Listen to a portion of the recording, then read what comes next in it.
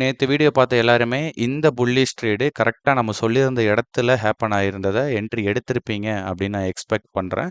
So நம்மளுடைய டிஸ்கார்ட்ல பார்த்தீங்கன்னா, same அதே என்ட்ரீஸ வந்து பிளேஸ் பண்ணியிருந்தாங்க. ஒரு சின்ன எக்ஸாம்பிள் காட்டுறேன். ஸோ அதே புல்லிஷ் ட்ரேடு தான். ஸோ நியர் கிட்டத்தட்ட ₹3200 கிட்ட வந்து ப்ராஃபிட் பண்ணியிருந்தாங்க. ஓகேங்களா? ஸோ ஒரு நல்ல எக்ஸிகியூஷனாக அந்த ட்ரேட் இருந்துச்சு. ஸோ இந்த எக்ஸிகியூஷன் எப்படி என்ட்ரு ஆனாங்க அப்படின்னா, ஆல்ரெடி நேத்து வீடியோல நான் சொல்லியிருந்த அதே பொசிஷன் தான்.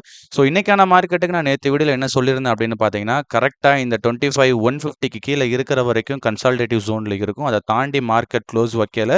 ஒரு நல்ல புல் ரன் குடுக்கும். கன்ஃபர்மேஷன்ஸ் கிடைச்சா என்ட்ரி எடுங்க. டில் 25,200 வர போகும் அப்படின்றது போல தான் அந்த வீடியோல நான் சொல்லியிருப்பேன்.